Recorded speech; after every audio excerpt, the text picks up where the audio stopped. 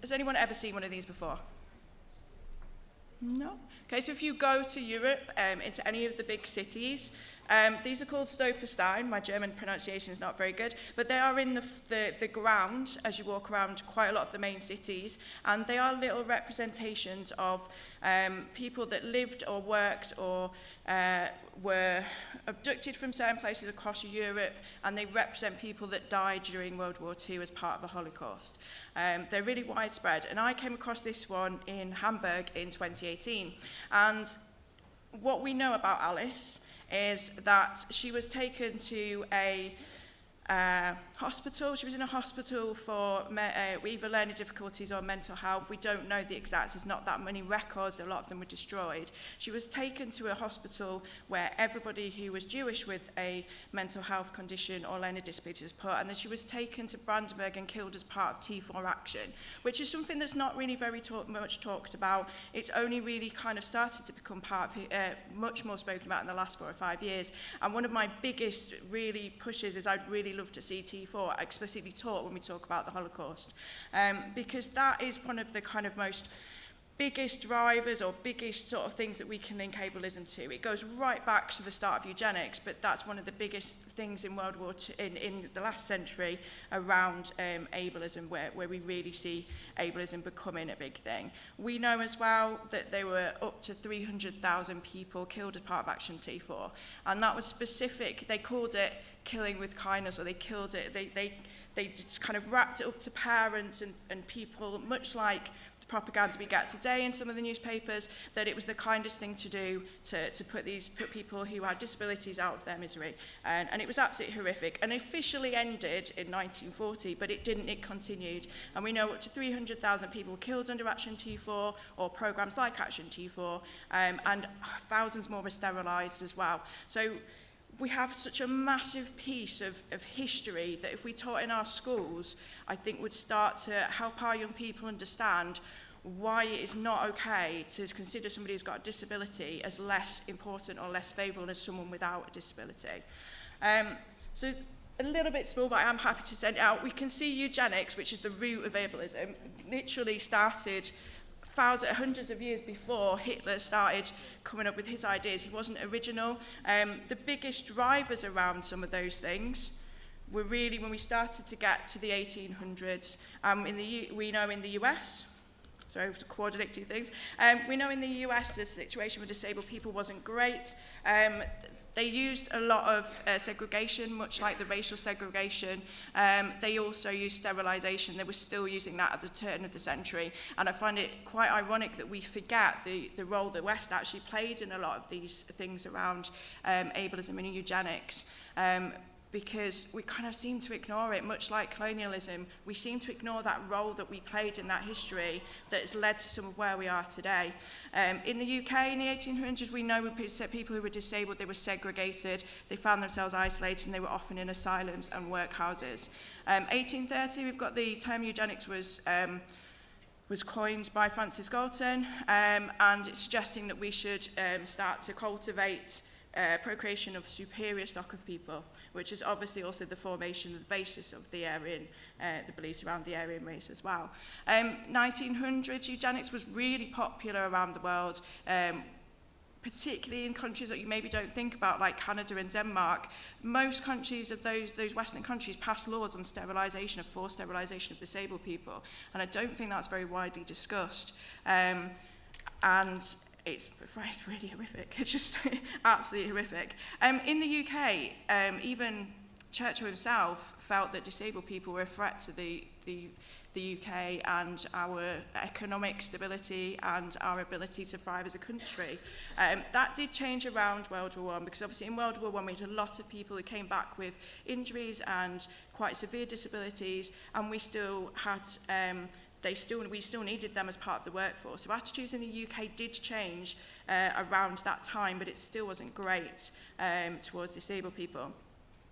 In 1933, Germany passes laws on compulsory sterilisation, and then 1939 we have Action T4, and he signs that in the September. he uses the media to convince the population that this is a really good thing to do for the stability of Germany and its future. But by 1940 he realised it wasn't very popular, and actually the German people were not very supportive of that, so he decides to not outwardly run that programme anymore, but it still continued. So if you are historians or you are part of RSE, if you can find some way to get some history around T4 when you're teaching the Holocaust, I think that would be absolutely fantastic, because a lot of people just don't realise that T4 even happened. And it's just such an important part of understanding where we are now today with attitudes around disabled people and neurodivergent people. So I've got a little bit of challenge for you. I'm going to give you 2 minutes on your tables. So you've got 4 phrases there. And I'm literally going to give 2 minutes with the person next to you. There are 4 things that have been said, 4 quotes about, ableist quotes about people who've got disabilities or who are neurodivergent. I want you to think about where they were said, why they were said, and who said them. So I'll give you 2 minutes with the people around you. You might have to move Squidge onto a closer table.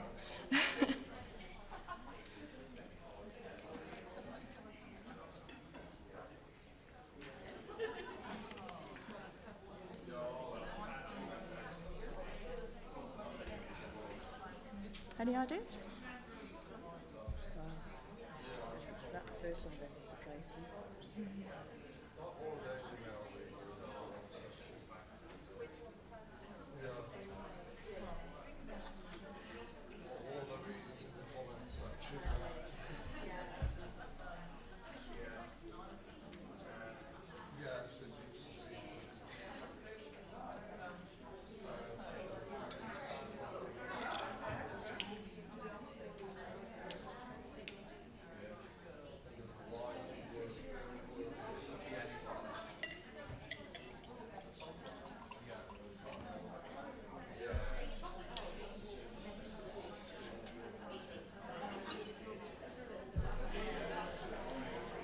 Okay, I'm going to bring you back together now. So,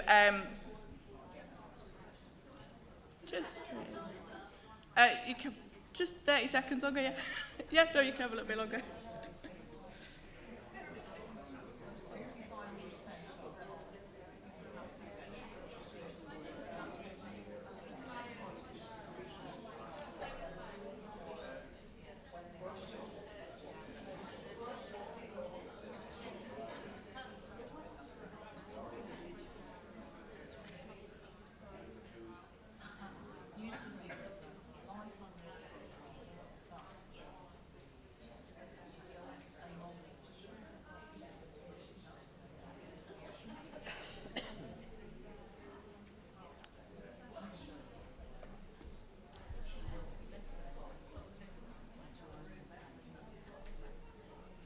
Okay, I can see majority of conversation stopped, so I'm going to bring you back round. So the first one, did anyone want to have a suggestion of where that one maybe came from? Be brave.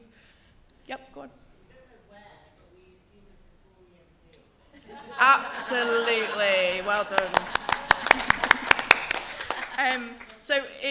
Around 2010, 2011, I think it was really the start of a massive kind of demonisation of disabled people in the media, led obviously by the government that we were in at the time. It came from a report of Chris Grayling in Parliament, which surprised me when I looked back that it was Chris Grayling.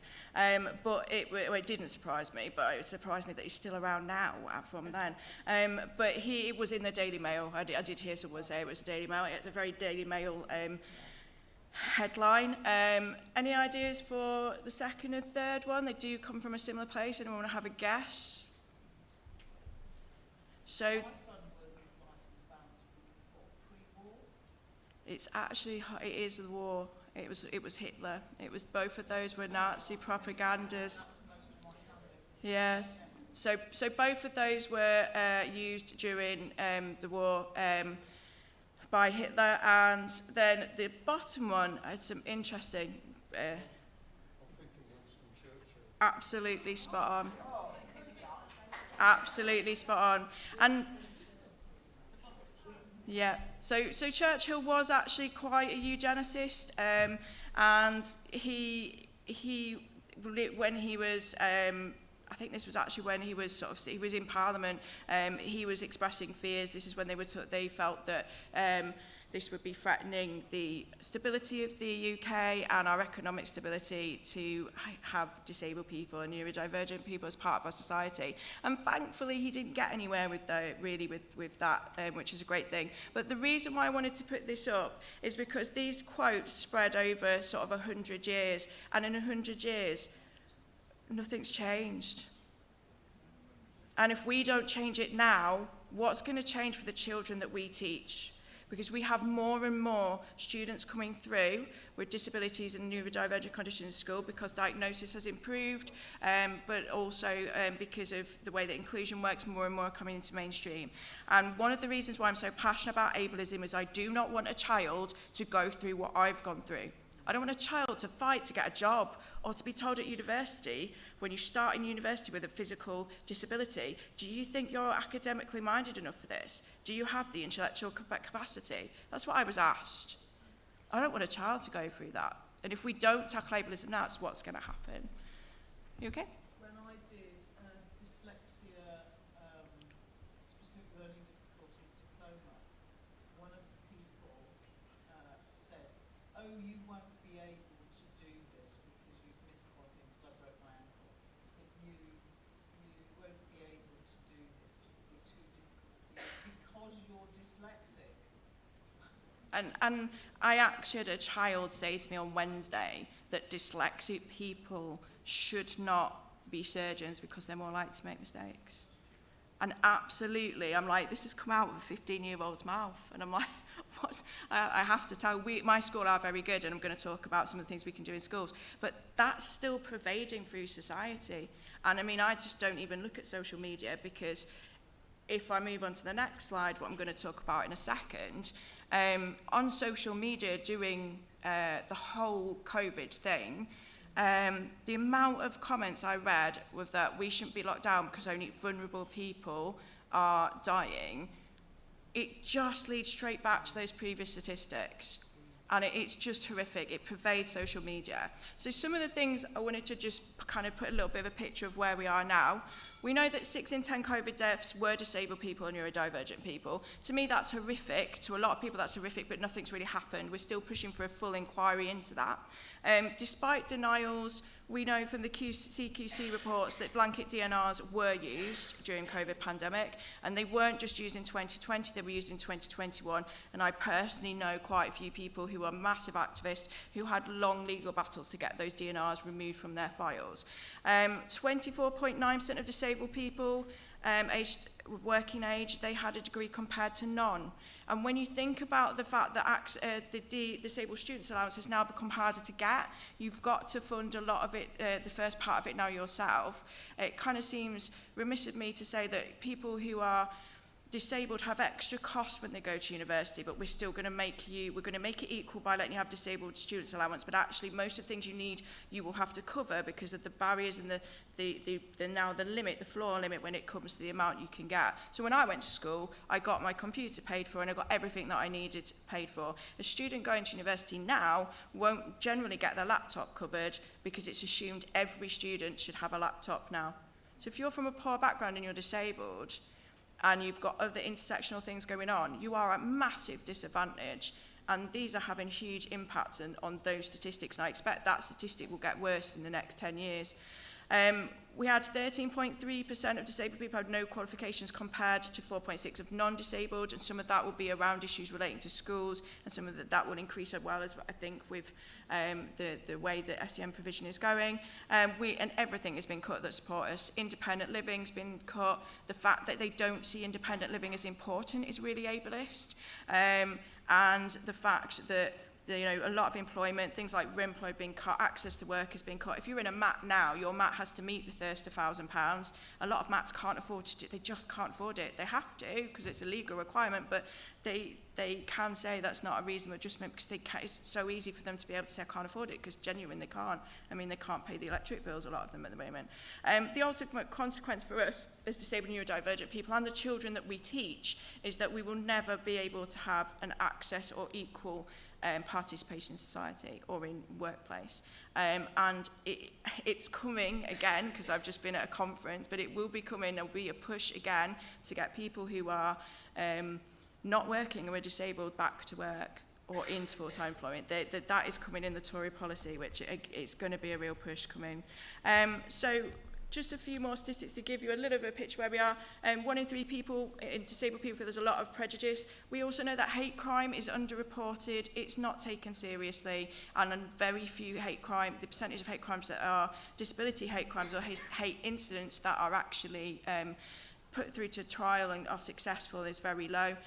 This last statistic really scares me. That's the latest statistic, came out in October 22, that in the last year it's increased from 43%. It's increased by 43%. And there's no real, doesn't seem like much real push from the police to really tackle it. And I do support those in our police force, but having had to report a disability hate crime myself, there's a very poor understanding of what it is and how it needs to be tackled. And the last group of statistics, and I apologise that this is a little bit small, and if you do want the presentation sent out to you, that's absolutely fine, I can send it out to you. We did a little survey last year at our Yorkshire and Humber Regional Conference, and we asked quite a lot of different questions, but one of the questions I wanted to ask was around ableist language that was heard in schools. And I kind of came across, I sort of tried to write down everything I'd heard, and kind of wanted to get a poll, and it was probably about 60, 70 people there, of which I think I got about 50 response. So it's a relatively small sample, but it is still a sample that's big enough to be sort of regarded as quite secure. I think what scared me is if ADH and autistic are really high up there used as ableist language. And I think what also scared me is the amount of people that wrote on the surveys, this isn't just from students, this is also from staff. So we need to educate our colleagues around us. I mean, I had a colleague about 3 weeks ago who went, oh my God, I'm so handicapped, I can't use Bromcom. I was just like, have you actually just said that? And he's like, what? And he just had no idea that that was an ableist term that was insulting to other people, just had no concept of that. And I think it's because it's not talked about, we don't explicitly teach it, and some of these situations are situations where actually we need to take this back to our associations, our colleagues, but like, hang on, because we need them. We are sort of 20% of this country, but we're such a small voice, and we need our non-disabled, neurotypical colleagues to be supporting us in this, because we need this to be a holistic thing that's supported by everybody. Because if our students are hearing that every single day, they're hearing that every single day on social media, no one's telling them that it's not okay to use any of those terms. Half of them don't even know what some of the terms like spastic, so the mongy seems to be coming back really popular, that retarded, they don't understand these terms they're using, but no one's teaching them what they are. And I think that's a really important way of us being able to build in with schools and educate our students so the next generation don't have to experience these things. So just a little bit of some of the background as well. I'm sure we've come across these before, but ableism is rooted in the medical model of disability. So the medical model of disability is the fact that you are your disability, and you are the problem, you are the impairment, and that it's a very traditional view. PIP is pretty much modelled on the medical model, and we really, as a trade union, we very much support the social model of disability. There has been a lot of training, and the TUC followed the social model of disability. The social model is not without its problems, and there are a lot of moves to kind of move forward with different models kind of revolving that. I know there's an eco one as well, which is really interesting, but I don't have the time to go into all of those today. But the social model of disability is something in schools which is not really practiced or viewed as, and that's the fact that social is the barrier. I'm not the barrier to getting into my school building. The barrier is the fact the doors don't open for me, and I can't get my wheelchair in the front doors. That's the barrier, not me. And it's, we have taken the trade unions have embraced this, but this is something we need to start talking about in schools. And start saying, actually, we need to be starting thinking about the fact the barrier to learning, it's not the fact that child's got autism, it's the fact that our classrooms have got great bright lights, they've got massive boards that are really distracting, that are on white backgrounds that are really white, and the rooms are noisy. I mean, I have the privilege to be able to turn my lights off in my room. I know some people don't have that in their classrooms, so I always have my lights off. But then mentioning to our member staff, they're like, well, what can I do to support this student? Turn your lights off, that will make it 10 times better for a start. And they were like, oh, I can't do that.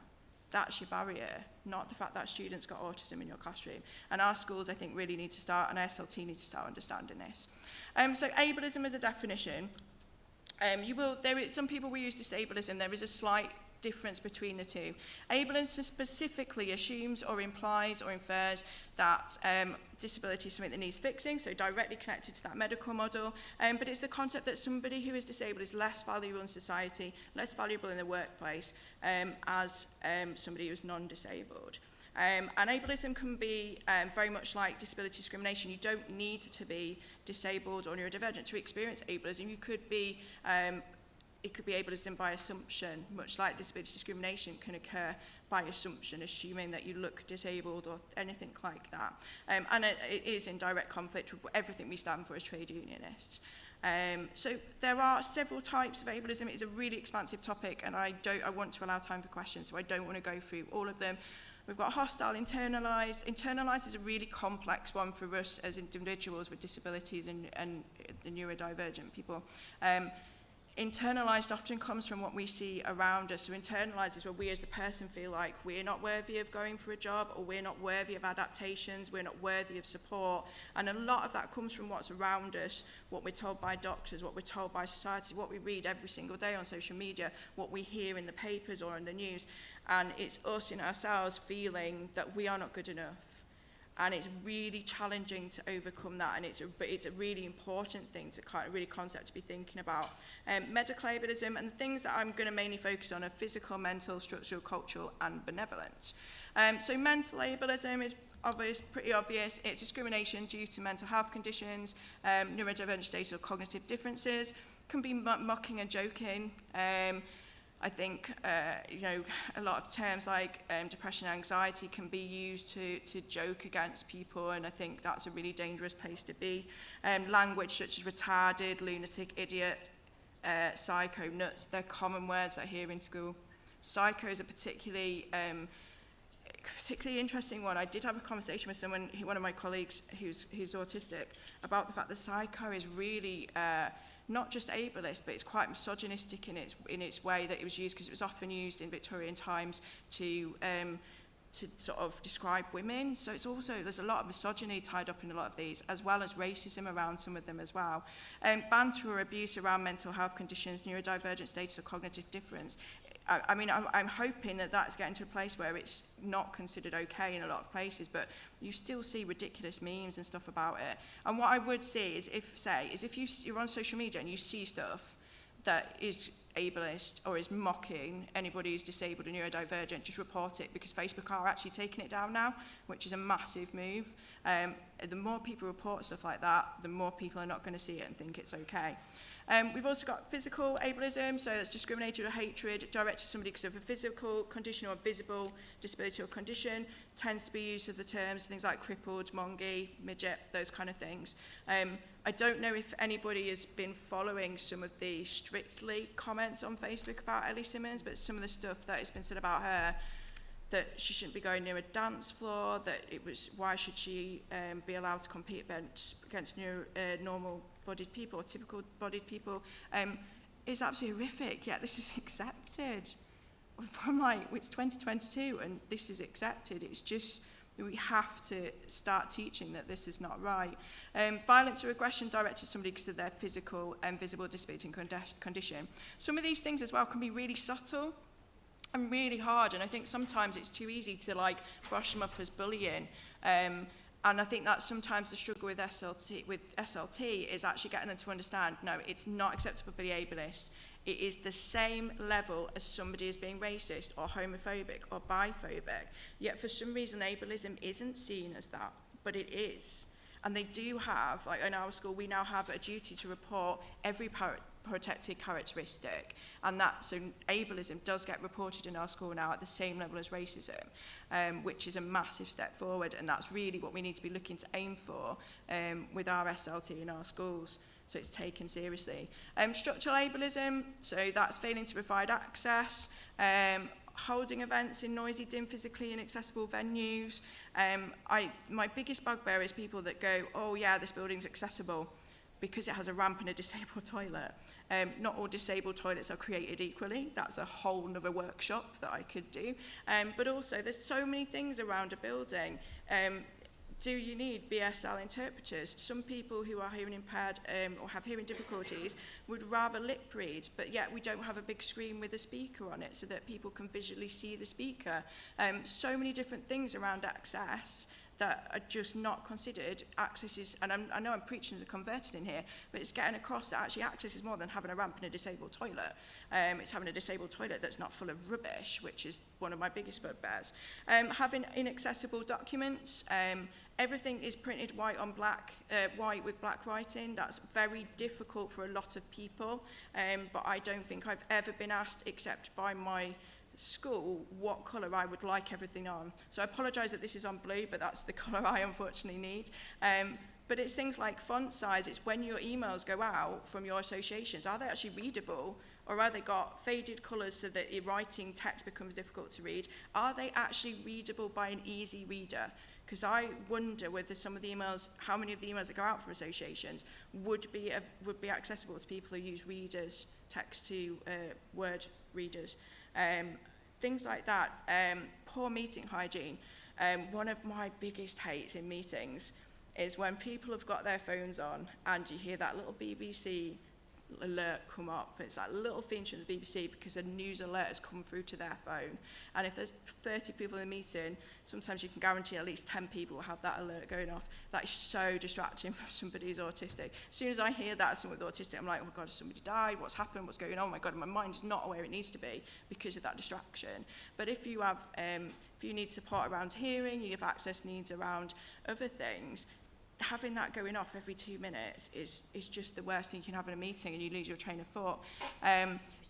It's also things like having echoey rooms as well, and things like that can be really difficult for people. Not using subtitles on websites. I mean, we are really good at that as a union. It's one thing I think we've got nailed. I'm not sure how associations do with that, whether they're aware that having the subtitles on those videos, having pictures on, having just descriptions of the pictures and things like that, all things that without that is structural ableism. So there's quite a lot of things in there to take away, really. Cultural ableism, which I think is the biggest problem in the UK at the moment.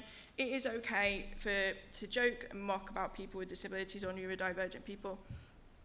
I have a massive big thing about banter. I don't accept banter as an excuse, and I get really tired of schools when they're like, oh, it's just banter. No, it's not. We don't accept banter. And we have a zero banter policy in our school, and it's been really effective. Refusing to provide reasonable accommodations for cultural reasons.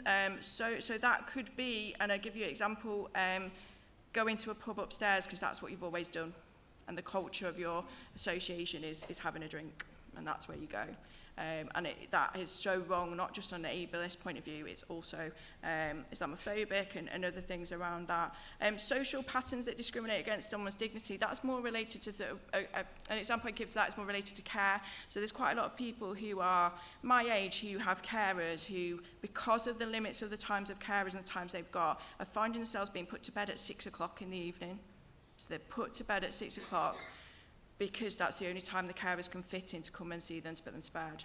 Because they've then got to run on to put someone else to bed because the care system is so broken. Dismissing or ignoring someone's needs, making disability rights, equity or accessibility unattainable.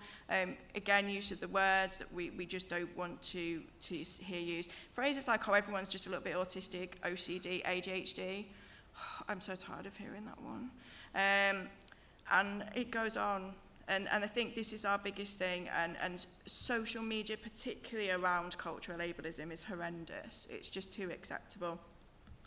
So how can we tackle this within schools? So as I've already spoken about in my school, schools have a legal requirement around racism and having to report those issues. what you need to make sure your school is doing is actually recording all instances of everything that's against a protected characteristic. So LGBT, anti-LGBTQIA language, racism and ableism should all be looked at in the same thing, along with misogyny as well and other areas of the protected characteristics. So they have a record of what's actually going on in the schools. Because sometimes when you speak to school leaders, and I'm really lucky, I've got fantastic SLT in my school, they are completely unaware. And they're like, oh my God, had no idea that was going on, because they don't necessarily pick up what's being going on the corridors, the banter the students are using. They're not necessarily aware of what's going around on TikTok or any of those things, because let's face it, I'm going to include myself in this, it's not relevant to me, TikTok. I just feel it's not something that's accessible to me as a person. So they're not aware that some of the things the students are seeing. And if once you've got it there in black and white, it's easier to say, actually, yeah, we've got a problem here and we need to tackle it. But what I've found when we've tackled any of these issues around language, and we've gone through misogyny in my school, we've gone through homophobic, biphobic, transphobic language, is that it's about educating the staff first. Because you can teach the students not to use it or why we don't use it all you want. But if the staff don't know to pick up on it and educate the students, and it doesn't challenge the students on it, then you're never going to get anywhere. So it has to start with educating the staff first. So encouraging the school to make sure they're having ableism training, so staff are aware actually some of these words, where they come from and why we don't use it. There are plenty of really brilliant guides out there about the language you can use instead. I mean, I had a massive argument on I did back away from it, because I tried to back away from it, and you're like, don't feed the trolls. But there was a massive argument because we were like, please, I don't want to be... It was a different union, and they were trying to, we very much support, and I very much support, but the language that was used was not wheelchair user. The implication that was used was people who are stuck in wheelchairs. And then trying to explain to somebody, that's really offensive. I'm not stuck in my wheelchair. I'm not bound to my wheelchair when I'm using it. I am a wheelchair user. And trying to get that nuance of language, I was told that it was a waste of time, that the social model wasn't worth the piece of paper it was worth on, that I was just filibustering. They don't understand, actually, that being told that you are stuck in a wheelchair is really demeaning to you as a person. And it's ableist because it makes you less valuable, or they're implying you're less valuable than somebody who doesn't need that wheelchair. So there are plenty of really good guides to share with SLT about language that is appropriate to use and why we don't use some of the other words. And that's a really good starting point for staff, because a lot of them, unless they have, even if they do have a disabled relative, don't necessarily always understand the impact that that's having on you or the people around you, and the impact it's having on our children, because they think it's okay because Cher's said that word, so I can use that word. So starting with your staff and getting staff training on board is really good. Having then a bit of a robust policy around that, specifically around ableism, is also really good.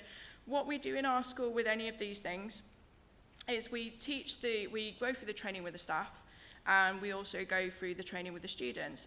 We explain to them why certain things are not acceptable and why we choose not to use those things.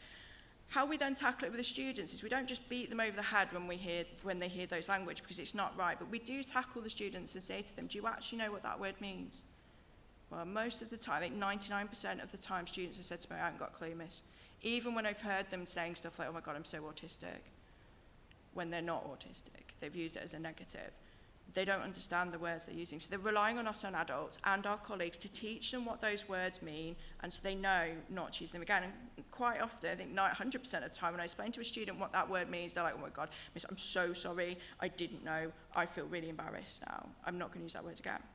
If we then hear them using it again, or we hear them use it aggressively, or if they use it directly for staff, and it's then dealt with a consequence. So you've got the education part, which is really important, so they understand why we're not using that term. They get that chance to go away and change their behaviour, and then if we hear it again, then we put the consequence. And that education part is vital, because if they don't do that education part, child's not going to understand, staff are not going to understand, we won't make any change, and all they'll think as soon as they see a disabled or neurodivergent person, oh God, that person's just going to get on a massive rant at me again about language. So it's about positive framing as well around those things. Ensuring that resourcing schemes of work include people from a range of diverse backgrounds. We do have to be really careful here. It's too easy for SLT to go to the Paralympics page and pick off 4 gold medalists and say that's a representation of disabled people. That's not an aspirational representation for our students with disabilities, because it's not showing diverse range of people. We need people in every single job. We do, just having 4 people from Paralympians, which I have seen this happen. I absolutely support all our Paralympians, but we need to have a wide range of models. We need people from different backgrounds, people they can relate to on a local level. Students can't always relate to people who who are Paralympians or sports people. We need a range of people. So they see us, they see disabled people in Parliament, they need to see disabled people on TV, they need to see disabled people participating in things like Strictly, I'm a Celebrity, not the one that's rather than the one that everybody's watching at the moment. We don't want him in there at the moment. But we need to see in all of these areas. That's why it's so great to have Rose in EastEnders. It's so great to have, a few years ago we had an EDS character in a wheelchair on Coronation Street. All these visibility things are important because they see people in normal things that they can relate to and that they can kind of take away and think, actually, maybe I could do something like that with my life. It also it normalises it for everybody. We don't want to be locked away in a corner. We want to be part of society. So it's not part of a woke future. It's a reality of what our society is. 20% of our working population is disabled, but 20% of what people see on social media, on TV, in film, in all the medias, there's not 20% of disabled people and neurodivergent people represented in those things, and there should be. It's not a representation of society, and it needs to be. We need to teach about ableism explicitly. That could be as well teaching about Action T4 if you're teaching the Holocaust. It could be about teaching a bit of a history of eugenics, because some of the arguments when it comes to things like dying with dignity, all of those kind of debates that are being had at the moment have to be done in the context of what was going on through the eugenics, because that's where a lot of people's concerns are around, that don't want some of those ideas coming back in today's society. But if people don't understand that happened, they're not going to understand those debates. So teaching that as part of your curriculum, as part of your assembly programs, as part of, having, when you have Holocaust Day, there is lots of fantastic resources out there about some of the more diverse groups that were part of the Holocaust. Including that in some of the things you do just makes that little bit wider awareness and is going to make a massive difference. Build links with community groups. It seems to be happening less and less. I don't know if it's just in my area, but when I was at school, we went out to support.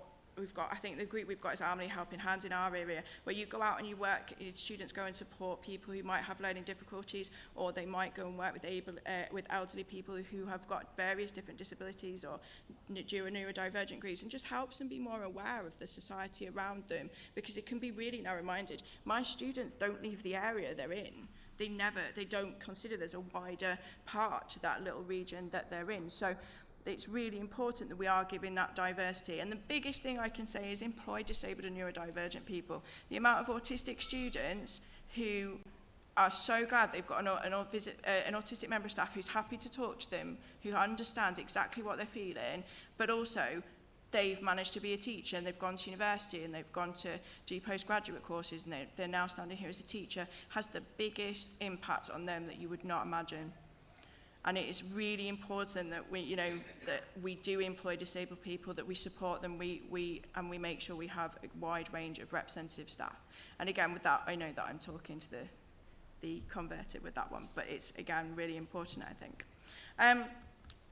Just a few books if you want to read anything more on any of these. There are a few books there. A Very Capitalist Condition, particularly of interest in some of the politics around disability, is really, really interesting. Crippled by Frances Ryan as well. She writes a lot in The Guardian. She's also really good to follow on Twitter. If you've not come across her on Twitter, she shares quite a lot of really useful articles. The War on Disabled People, that's Ellen Clifford, who is part of DPAC, National DPAC. That's quite a recent book. She has, I think, both her and Frances Ryan updated their books to include something about COVID as well. The Holocaust by Lawrence Rees, if you want to know more about the Holocaust from a wider perspective, it's one of the most detailed things I've ever come across in terms of the Holocaust. So if you are a history teacher or you're responsible for RSE in your school, that's a really good, really comprehensive book. It's very dark, but I think it's very honest and it's very useful for teaching from as well. And then there's a couple others there as well. And I will take any questions. So I hope that's been useful to you and hope it's given you a little bit of information on how we might tackle some of those things. But yeah, I'll take some questions now. Thank you, Kat. Absolutely fantastic. I've learned a lot. Absolutely learned a lot. And as a parent of a disabled daughter, I know exactly, you know, my daughter's physically disabled, so I absolutely know a lot of the challenges that she's had to face.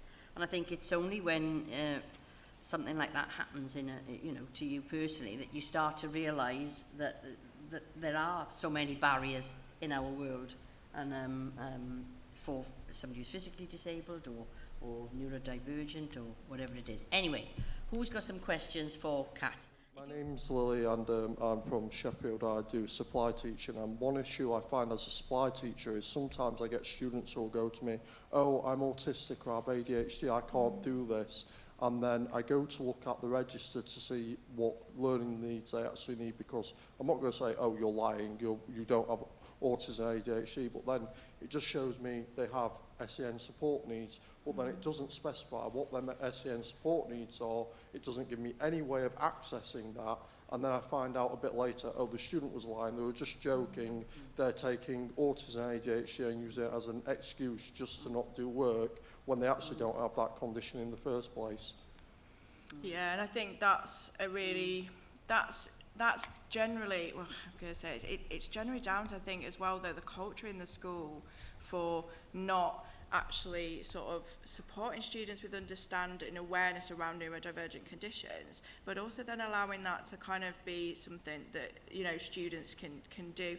What I would say in those, it's particularly if you're in a school and you are permanently in a school, or if you're a supply teacher, everyone uses different safeguarding systems. So one of the things we do as a school is everything like that is CPOMs as part of safeguarding.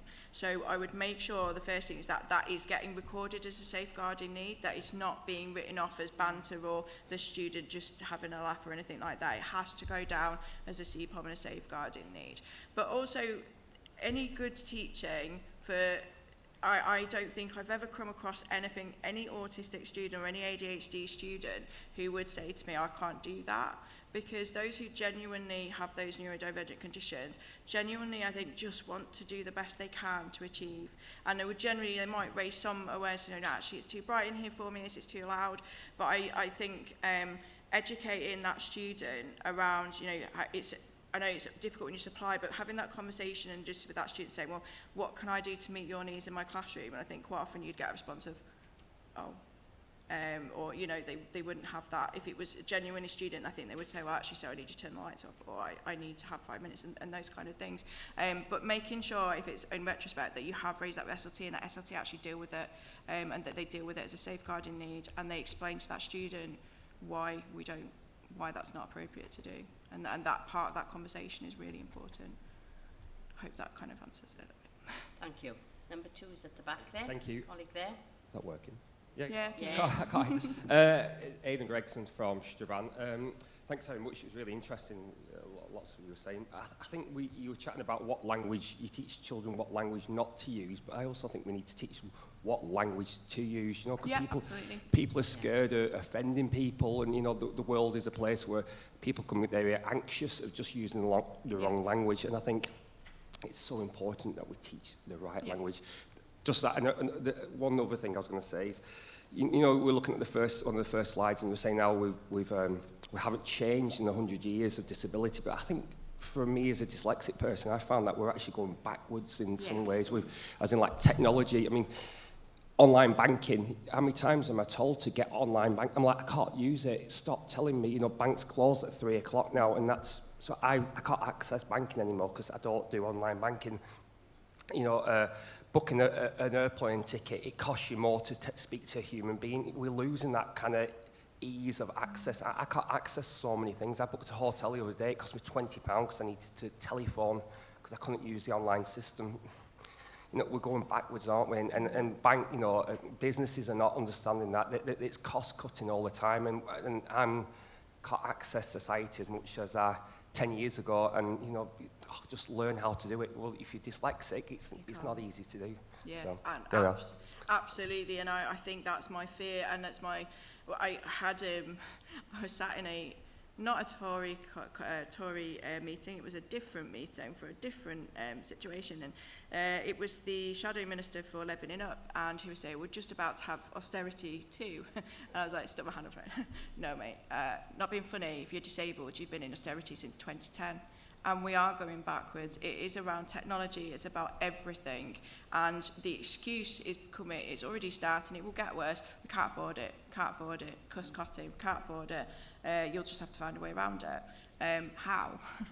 Because like you say, a lot of people, it's not just dyslexic people, dyscalculia people are also excluded from things like that as well. And there's very little diagnostic support or any intervention for them. I mean, if you're an adult who's diagnosed with autism now, you get one session and that's it, which, you know, because of cost cutting.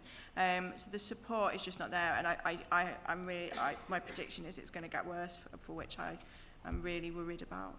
But yeah, absolutely. Yeah, absolutely, Manny, that's a problem. Hi, can you hear? Yes, you can. I'll stand up, just in case those who can't see. A couple of things, thanks very much for that.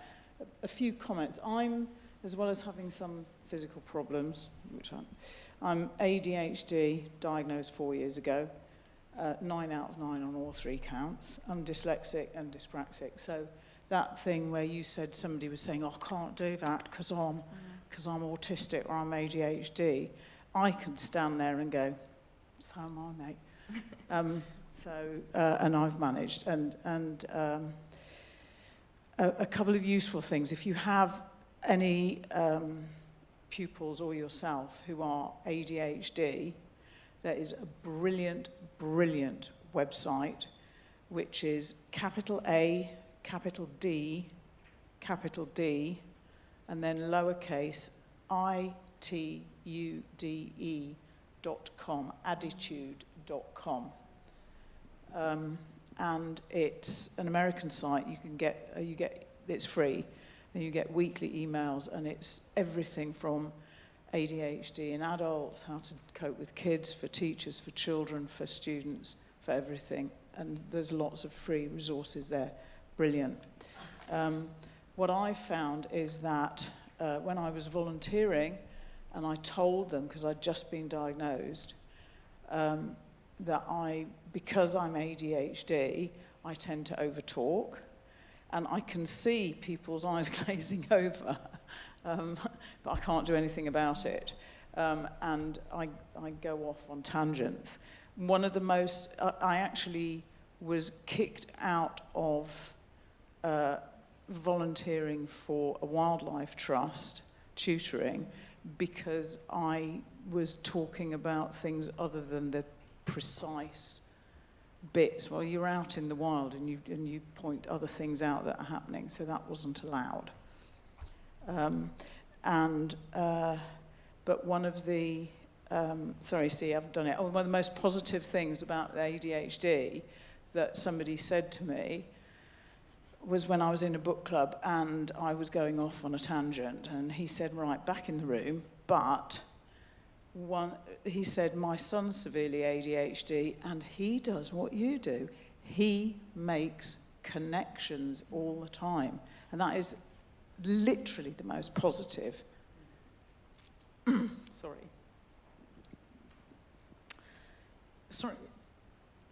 No, did you really brave to talk about your experiences? Absolutely understand. Absolutely. So dyslexia, I find, is accepted as a name for jobs and things. ADHD, you do not mention. You absolutely don't mention it. And ADHD really isn't understood properly because they think of mainly boys bouncing about over the desks, and I actually lost one, actually. He jumped out the window. Luckily, it was first floor. And the teacher came in and said, but wow, you actually managed to teach him something. That's pretty good. And he only jumped out 5 more minutes before the end. He hasn't taken his Ritalin today. I have, which I won't spend the time doing, got a very positive, because I'm a biologist, thing about dyslexia, which very briefly, it has very positive things, because a lot of the positive things that dyslexics can do, if you've got something that's genetic, that is 10 to 20% of the population, however you count it, it has to confer an advantage. And I will happily bore anybody who wants to come and find out what, but I did it in my thesis at the end of the diploma. Parents, when I do tutoring, don't understand, oh no, she's not dyslexic, she's dyscalculic. Well, actually, she's dyslexic. Well, she should just sit and do her homework. No, sorry, she's got to get up every 5 or 10 minutes. You know, she can't do this. And the other one, I was just looking through to try and find it. There was a programme on BBC Radio 4 with somebody who is doing she found out she was anorexic, etc., but she is now doing a postdoctoral research in autism, particularly in women. I've forgotten her name. She actually mentioned Asperger's. And for those of you who don't know, Hans Asperger was not actually a paid-up member of the Nazi Party, but he might well have been.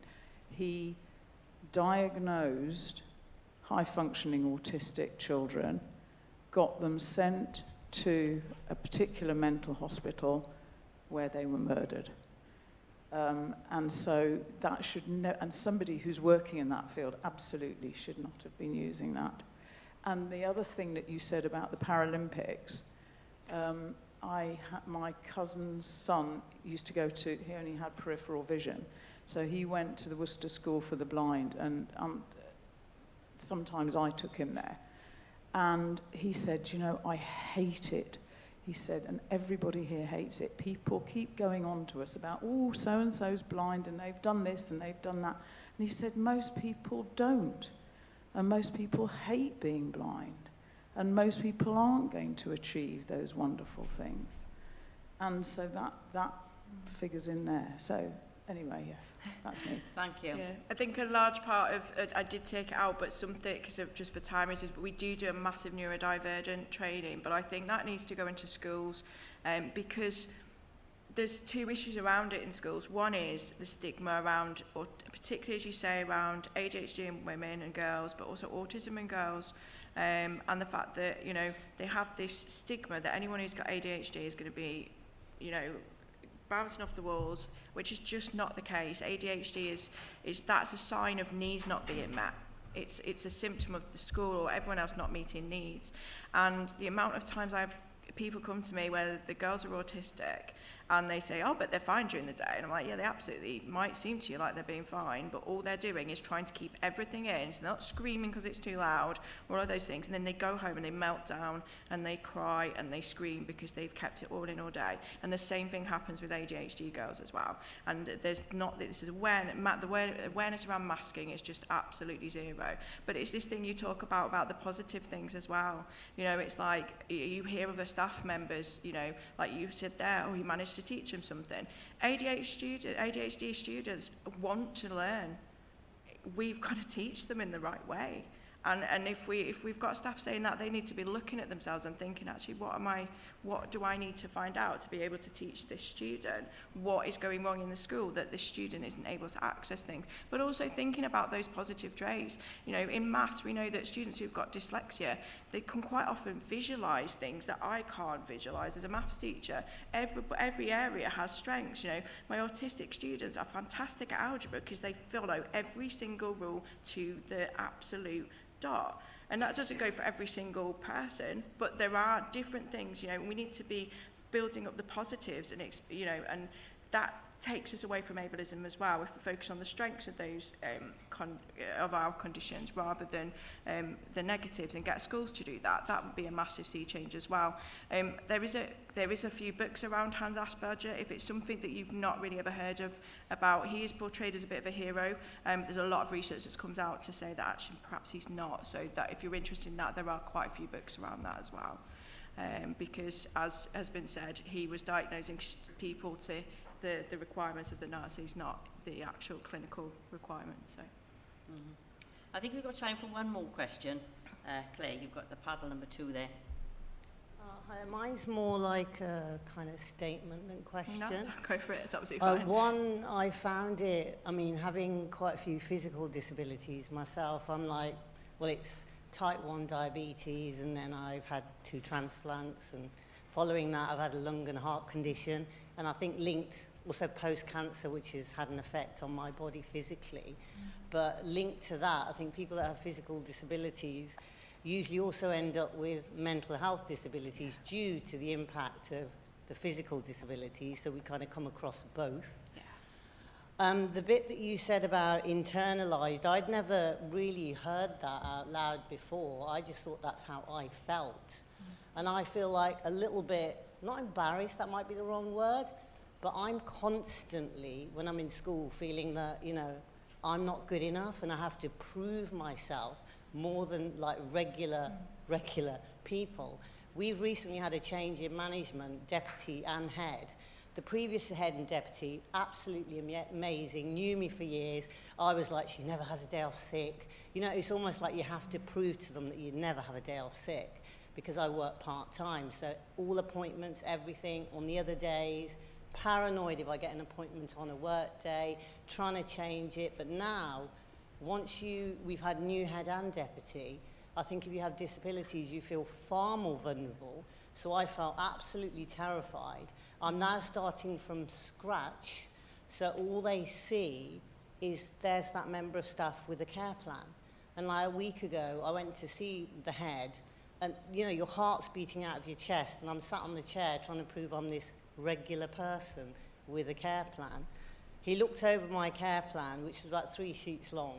Not that I do any of the things that I'm meant to do. I have hypos, sat on the chair, I carry on eating my jelly babies, drinking my Lucozade. All the children know I'm in various classes. I'll never leave. You know, they know that, the staff know that, but management don't. So I sat there trying to prove to him that I was good enough. And I felt this small in the meeting, and I almost burst into tears, but I thought, I'm not going to cry, I'm going to be strong. He said, there's not much I can do. He looked at the 3 pages of my care plan, and he looked at me and said, do you have doctor's letters for all these?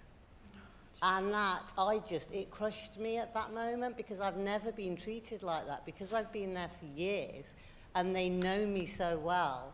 I said, I'm not trying to be a difficult employee. I don't want to be annoying to you.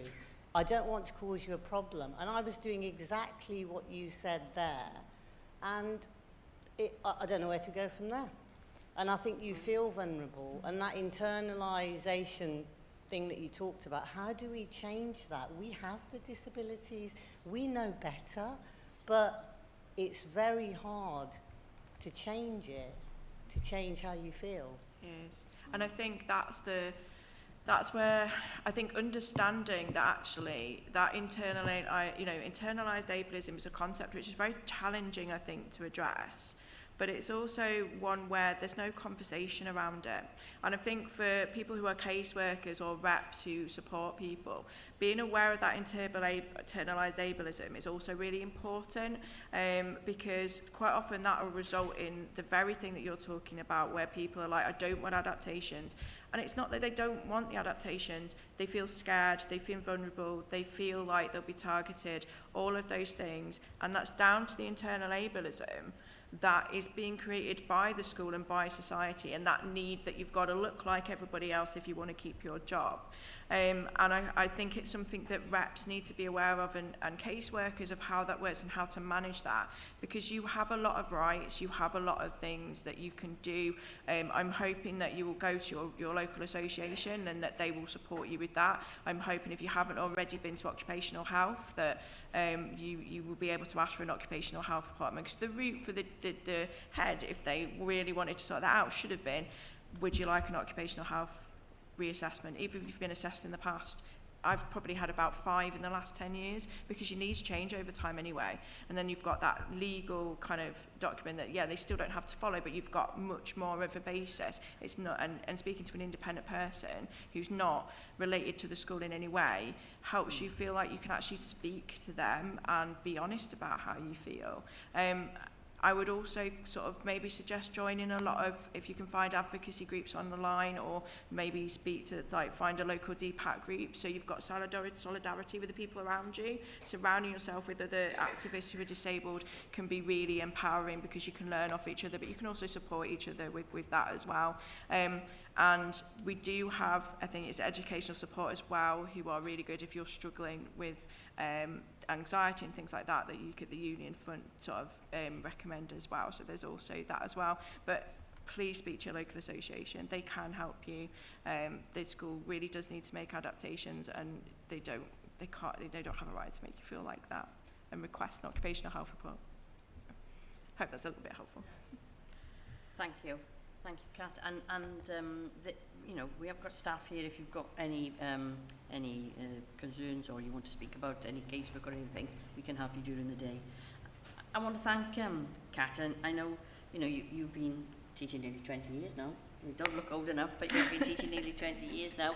And during that time, you know, you have really brought to the forefront of NASUWT disability rights, and you speak at every conference. I want to thank you for that, because you do represent, and you remind us, you know, and we need reminding all the time about our inclusivity, how to support all of our members, and also, you know, we teachers, and today you've been telling us how we need to be supporting our kids in our day job as well. So you've got a dual role there. Kat serves, as I said earlier, on the Disability Advisory Committee, and, you know, that's open to any member who identifies as disabled in our membership. But also, it would be great to see people with a disability on our other advisory groups, because, you know, it crosses over, whether it's the women's advisory group, or LGBTQ advisory group, or whatever it is. So please, you know, follow Kat's example, get involved, make our voices heard. I think as many times as we can. That's how we're all, I think, going to make things better, not just for our members, but also, as I said, we're all serving teachers for the kids that we teach as well. Thank you very much, Kat. We'll be seeing Kat again this afternoon. Thank you very much.